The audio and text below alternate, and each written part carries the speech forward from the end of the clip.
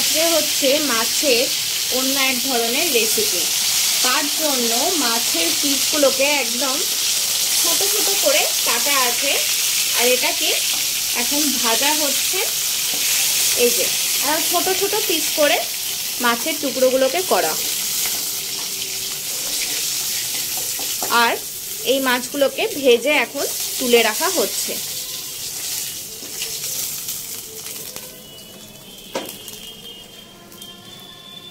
তোমরা তো সবাই এতদিন ভেটকি মাছের চিলি ফিশ খেয়ে এসেছো। আজকে হচ্ছে আমাদের বাড়িতে কাতলা মাছের চিলি ফিশ। অ্যাকচুয়ালি মাছটা রাখা ছিল, মা ভেবেছিল অন্য কিছু করবে, যেরকম হয় আর কি, কাতলা মাছের ঝোল বা কিছু।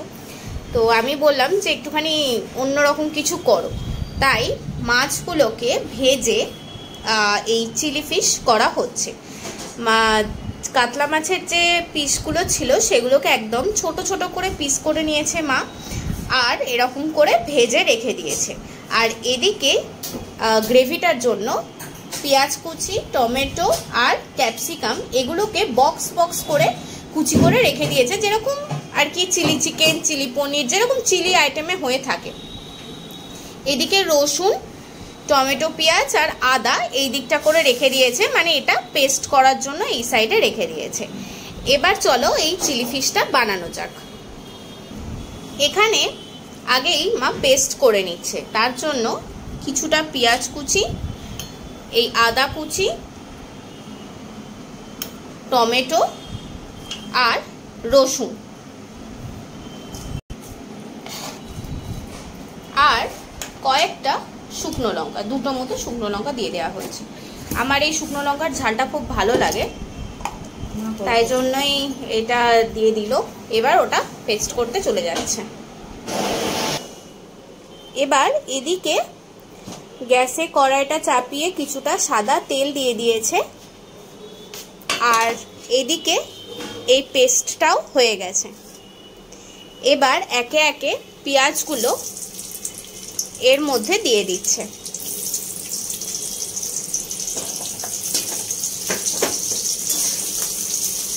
পেঁয়াজগুলো একটু ভাজা ভাজা হোক, যেরকম চিলি চিকেন বা এতে যেরকম পিস থাকে ওরকম করে বক্স বক্স করে পেঁয়াজ আছে। এবার এই ক্যাপসিকামগুলো দিয়ে দেওয়া হচ্ছে এর মধ্যে, দিয়ে একটু ভাজা ভাজা হবে। এবার এই পেস্টটা দিয়ে দেওয়া হলো, আর এই টমেটো কুচিটাও দিয়ে দেওয়া হলো। এবার এগুলোকে ভালো করে একটু ভাজা ভাজা করা হলো। এবার বিভিন্ন রকমের মশলা চলে যাবে। প্রথমেই যাচ্ছে নুন,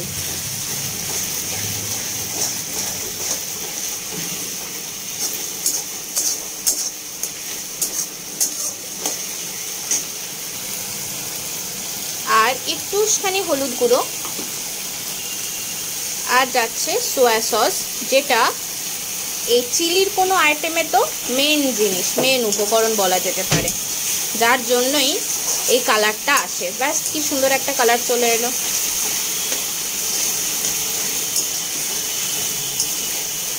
এবার যাচ্ছে চিলি সস আর টমেটো সস।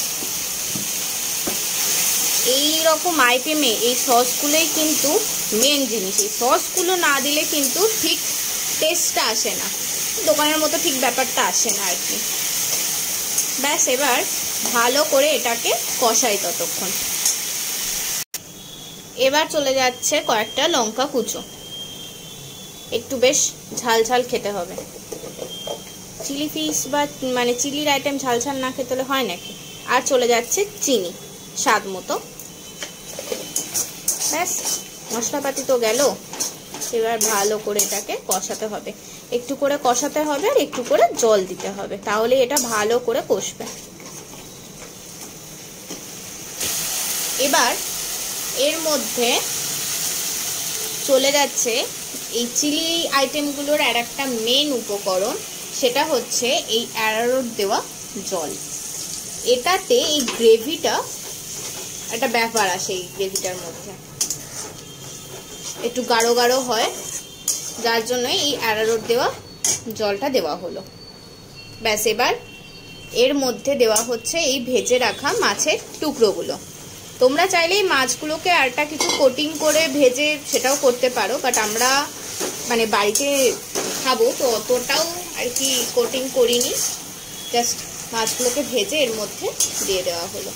মা এই মাছগুলোর অন্য কিছু করতো, কিন্তু ওই আমরা বলাতে হয়ে গেল চিলি ফিশ। এবার এটার মধ্যে একটুখানি মাছগুলোর মধ্যে আর কি মশলাটা ঢুকুক, তার জন্য এটা এবার চাপা দিয়ে একটুখানি ফোটানো হোক। এই যে চিলি ফিশ একদম রেডি হয়ে গেছে, দেখতেই পাচ্ছ কালারটা কি সুন্দর এসেছে। আর এই যে একটুখানি দেখিয়ে দিই, এইরকম হয়েছে। যাই হোক, আমরা তো আজকে এরকম চিলি ফিশ খেতে চলেছি।